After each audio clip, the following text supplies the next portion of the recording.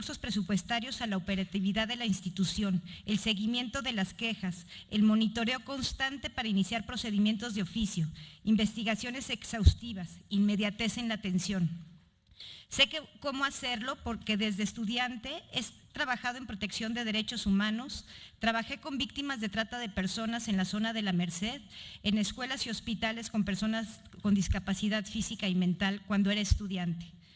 Sé cómo hacer investigaciones exhaustivas porque fui fiscal y porque durante 13 años fui proyectista de sala penal y siempre tuve presente que al impartir justicia se debe de proteger los derechos humanos, que la perspectiva de derechos humanos es indispensable para los procesados, sentenciados y para las víctimas. Es lo que ahora la ley de víctimas retoma como el enfoque diferencial. Sé cómo tener un monitoreo constante e inmediatez en la atención, porque así lo hice cuando fui fiscal en FEBINTRA y como procuradora social de atención a víctimas. Monitoreábamos lo que acontecía en cada uno de los estados y llegábamos momento después de que había sucedido el hecho violatorio y dábamos seguimiento a todo el proceso. Conozco la institución porque trabajé en 2 momentos. Hace aproximadamente 22 años dando capacitación y hace 6 años en la dirección del programa de igualdad entre mujeres y hombres. Pero también trabajé de la mano de la comisión. Cuando fui fiscal, hicimos un programa de denuncia segura donde detectamos casos, atendimos a las víctimas e iniciamos las averiguaciones previas. Y en coordinación con la CNDH y otras 25 instituciones redactamos el Programa Nacional contra la Trata de Personas. Como procuradora social, atendí de manera coordinada también a las víctimas de delitos y ahora en PGR, en la atención del caso del albergue de la gran familia que me fue encomendado, con las abogadas de la CNDH ayudé a canalizar a las 536 personas que habitaban el albergue. Sé trabajar en equipo. Actualmente con PGR, con la SEP, con SEGOP y con el DF, llevo a cabo en Tepito un programa de prevención del delito para adolescentes, que está constituido por acciones de educación para la paz y solución alternativa de conflictos. Estoy convencida de que la mediación y la justicia restaurativa son el camino para lograr una cultura de paz. Además, ya logramos que este proyecto sea política pública porque se va a multiplicar en 4 estados, Tamaulipas, Michoacán, Guerrero y DF. Trabajar por los derechos humanos es un compromiso que no tiene horarios y me he comprometido dando seguimiento a cada una de las víctimas y de las personas que he atendido los trabajos. Agradezco el haber tenido esta oportunidad de ser servidora pública en lugares claves para apoyar a estas personas y defender sus derechos. La confianza en institución se gana con el compromiso. Como titular de Províctima obtuve la experiencia de crear con mi equipo y funcionarios de 6 instituciones una nueva comunidad, siendo una institución que no era la que esperaba la sociedad civil ni los familiares. Finalmente tuvimos la fortaleza necesaria para servirlos y al final de mi gestión dábamos 3,000 servicios a la semana. Esto lo logramos mediante el diálogo interno y con la sociedad. Las instituciones públicas no deben ver a la CNDH como un enemigo que las fiscaliza, sino como un aliado que las ayuda a cumplir sus funciones en el marco del respeto a los derechos humanos. Y también se debe participar para un mejor desarrollo social a través del ejercicio de los derechos económicos, sociales, culturales y ambientales. La educación en derechos humanos debe tender a reconstruir esta cultura de paz que aluda al compartir, al ver al otro y encontrarse con el otro, que fomente que autoridades y ciudadanía nos movamos del lugar haciéndonos responsables de nuestra vida, de nuestra ciudad y de nuestro país. El seguimiento de las quejas y las recomendaciones debe tender a encontrar soluciones, cumplir con la atribución de emitir recomendaciones cuando haya violaciones a derechos humanos, pero hay que encontrar las causas de cada hecho violatorio de derechos humanos para cumplir con el principio de no repetición. No solo encontrar responsables y buscar su castigo, hay que combatir esas causas del hecho violatorio. Este país necesita reconstruir su tejido social para llegar a la paz que todos anhelamos, bajo el respeto irrestricto de los derechos humanos de todas las personas que lo habitan y transitan, víctimas y también inculpados, como lo indica la Carta Magna. Me comprometo a trabajar por ello en la Comisión Nacional de Derechos Humanos. Muchas gracias. Muchas gracias. Vamos a pasar a la ronda de preguntas. La senadora Diva Adamira Gastelum, por favor. Tuve la oportunidad de saludarla y me llamó mucho la atención un comentario que me hizo acerca de un programa de mediación que está haciendo en escuelas. Me gustaría mucho nos comentara y cómo esto pudiera, porque yo lo veo fuera del contexto de la CNDH, no lo veo adentro de la CNDH, porque me parece que es un tema de bullying, de cómo parar eso. Me encantaría que nos comentara acerca de este programa de mediadores pares en las escuelas para la paz. Gracias. Vamos a hacer todas las preguntas y posteriormente usted las contestará en una sola intervención. Sigue en uso de la voz la senadora Arely Gómez. Maestra Sara Irene, bienvenida al Senado de la República. Yo quisiera referirme a si el debido proceso, due process of law, es un derecho humano o no lo es. Y también otra pregunta sería, ¿cómo afecta la corrupción a los derechos humanos? Gracias. Senadora Adriana Dávila, por favor. Maestra Sara Irene, bienvenida a este Senado. Yo quisiera que nos abundara un poco más a la propuesta que hace en su programa de trabajo respecto a los diagnósticos que tendría que establecer la propia Comisión Nacional de los Derechos Humanos para la atención, especialmente en el proceso de víctimas, en el tema de víctimas. ¿Y cuál sería la diferencia de esto con la Comisión Nacional de Atención Ejecutiva de Víctimas, ¿no? ¿Cuál es la diferencia entre una y otra institución? ¿Cómo las atendería en caso de ser usted nómina? Me voy a permitir hacer una pregunta. Usted tiene experiencia en la dirección de género en la Comisión Nacional de los Derechos Humanos, que es una potestad que se le incluyó a este organismo autónomo. Desde su experiencia, ¿qué es lo que le falta a la Comisión Nacional de los Derechos Humanos, aún hasta la fecha, para que se visibilicen los derechos humanos de las mujeres? Senador Roberto Gil, por favor, su pregunta. Gracias, Presidenta. Déjeme ponerle, bienvenida, maestra Herrerías, déjeme ponerle un caso práctico, porque quisiera conocer un poco sus percepciones sobre el tipo de relación que debe tener la Comisión Nacional de Derechos Humanos con los poderes públicos, específicamente con el Poder Ejecutivo. Usted ha sido instada a la Comisión, me refiero, por alguna víctima o víctimas de algún delito.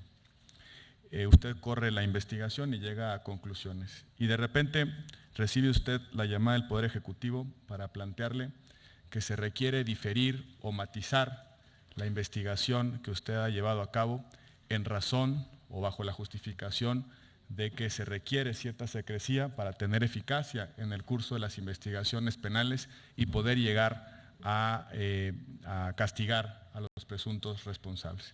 En pocas palabras, le piden a usted no difundir algunos de sus elementos derivados de la investigación y matizar algunos de estos aspectos precisamente bajo el argumento, una suerte de razón de Estado mayor en el caso concreto. ¿Qué haría usted en ese caso? ¿Cuál sería la actitud que usted tomaría como presidenta de la Comisión Nacional de Derechos Humanos? ¿Qué contestaría? ¿Y qué antídotos podría adoptarse desde la Comisión para evitar la intromisión indebida del poder público, pero también qué mecanismos de colaboración y cooperación debe tener la Comisión con las instancias de procuración de justicia? Por sus respuestas de antemano, muchas gracias. Senadora Laida Sansores, por favor. Maestra Sara Irene, usted trabajó en el gobierno de Calderón en Províctima y que fue una respuesta por decreto a una demanda muy sentida de brindar justicia a las víctimas. Hoy desaparece con la entrada en vigor de la Ley General de Víctimas, pero hay una acusación que hacen aquí de organizaciones sociales, civiles, sobre el trato que usted, la atención que usted daba a las víctimas. Entonces sí dicen que se reducía a imprimir carteles de ayúdanos a encontrarlo. ¿Cómo piensa actuar y hacer frente al poder con un antecedente que al menos es la percepción de quienes estuvieron frente a usted? Senador Jesús Casillas, por favor. Gracias, Presidenta. Sumándome a la bienvenida, maestra. Yo quisiera plantearle un tema que puede, por lo menos, entrar en un debate de los padres de familia en cuanto a los servicios educativos, sobre todo en educación primaria y secundaria. ¿Hasta dónde considera usted que los temas de disciplina uso de uniforme, corte de pelo, llegadas temprano, comer en el salón de clases y todos aquellos temas de disciplina en los planteles escolares pueden traducirse en una violación a los derechos humanos. Si los aspectos de disciplina realmente afectan o versus pueden corregir el comportamiento de los niños y de los jóvenes en esos dos niveles. Por su respuesta, muchas gracias. Muchas gracias. Tome, por favor, una pregunta de las organizaciones de la sociedad civil que se encuentran en la urna a su derecha. Y sea tan gentil de leerla en voz alta.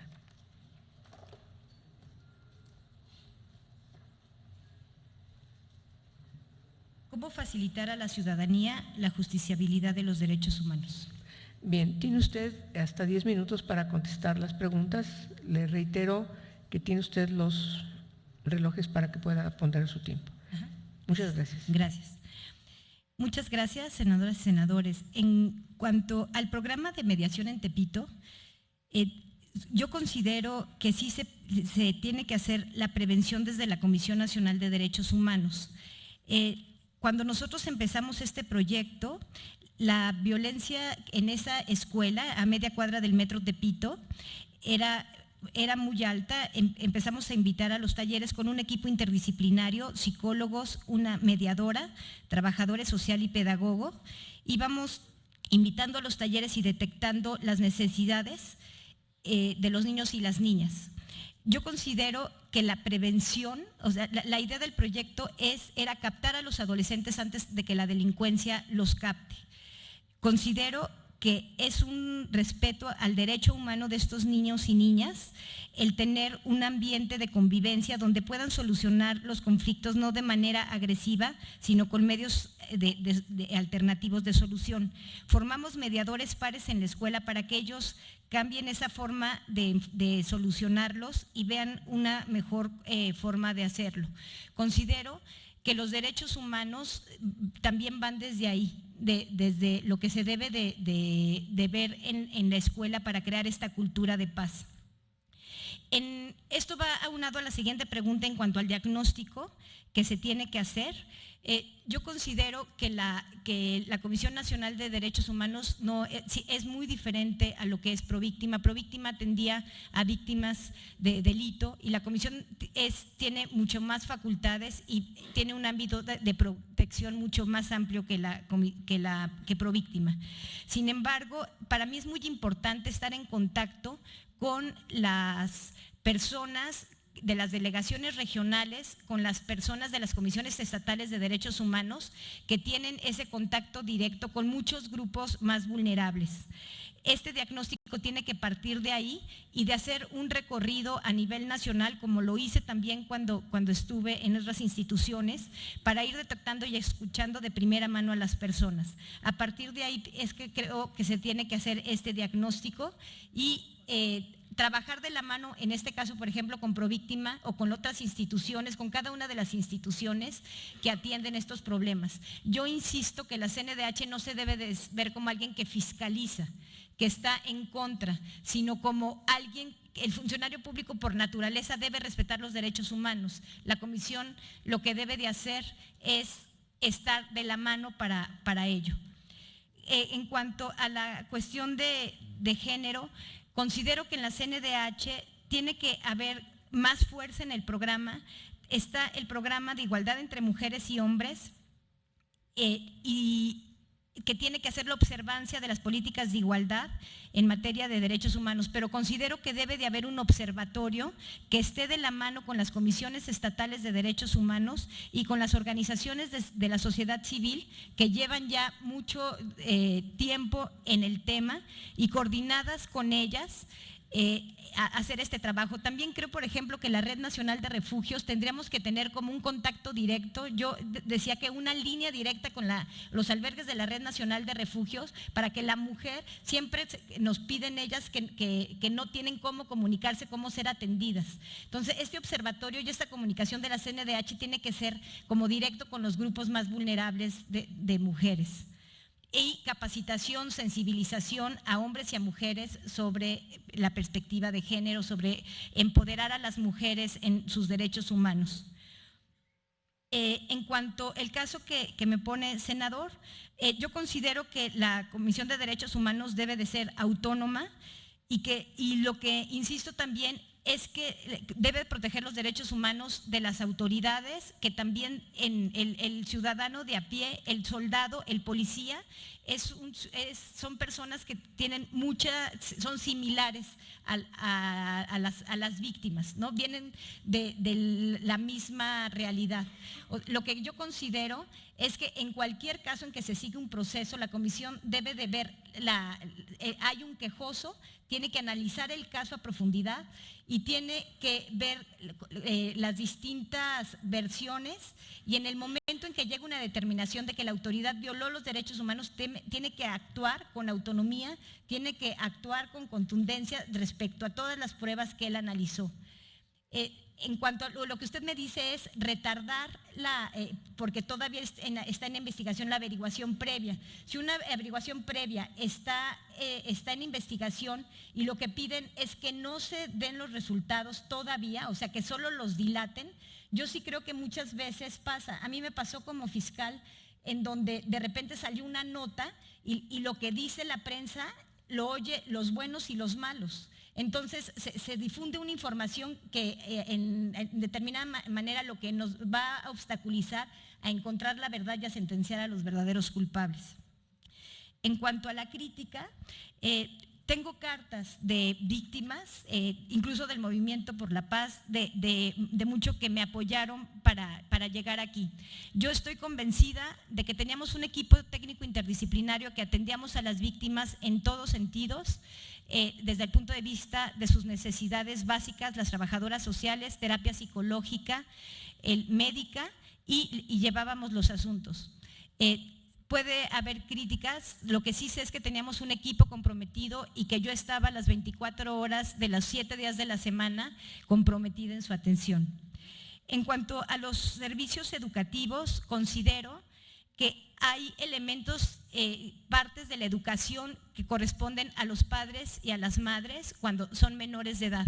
Sin embargo, hay temas que nos rebasan. En este proyecto que estoy, me doy cuenta que los niños y las niñas, ese encuentro con el otro es un otro que puede estar en cualquier parte del mundo a través de las redes sociales y que están en extrema vulnerabilidad. Considero que por eso la ley sí tiene que llegar y se tiene que imponer en las escuelas, no solo en cuestiones públicas, sino en todas estas cuestiones privadas que usted menciona, como las cuestiones de disciplina.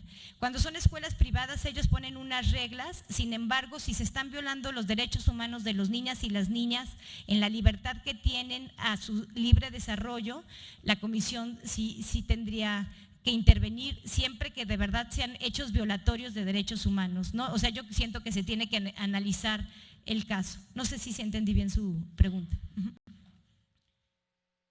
Creo que terminé. La última. Creo que facilitar a la ciudadanía la justiciabilidad de los derechos humanos tiene que ser a través de lo que comentaba en mis palabras, en donde se tiene que hacer llegar a los derechos humanos. Primero, la capacitación, que las personas sepan cuáles son sus derechos humanos a través de la capacitación en las escuelas, en las comunidades indígenas, en todos los lugares en donde se encuentra la población más vulnerable, en los albergues de migrantes, en los lugares en donde existen gentes con discapacidad, en los hospitales psiquiátricos. Primero, capacitar a las personas que sepan cuáles son sus derechos y después a llegar que los visitadores realmente hagan visitas a todos estos lugares más alejados o estos lugares como albergues de migrantes, como los refugios para mujeres, o sea que haya un contacto directo para que la atención sea de manera inmediata. Yo lo que considero es que a través del monitoreo, inmediatamente después del hecho violatorio, tiene que estar ahí la Comisión Nacional de Derechos Humanos y a partir de ahí hacer un acompañamiento con un equipo interdisciplinario que vea todos los derechos. Por ejemplo, los derechos económicos, sociales y culturales, solo con trabajadores sociales que determinen a partir del hecho violatorio qué le pasó a esa persona y cómo podemos ir apoyando y acompañándola a resolver sus derechos. derechos. Creo que así es como se va a llegar, y dándole también, teniendo un contacto directo con las organizaciones internacionales de derechos humanos, estar siempre atento a las recomendaciones, seguir los parámetros en el derecho internacional para ir cumpliendo y ser de verdad la Comisión de Derechos Humanos quien esté al frente y no se tenga que recurrir a organismos internacionales para pedir la violación de derechos humanos. O sea, que sea una CNDH que dé la respuesta a las personas y que no tengan por eso que ir a la Comisión Interamericana y luego a la Corte, ¿no? Si tenemos una comisión fuerte que hace efectivo este derecho, vamos a lograr que se resuelvan las cosas y que las personas de verdad vean respetados sus derechos humanos. Muchas gracias, maestra. Le vamos a solicitar al equipo que la acompañen, estaremos en contacto con usted y por favor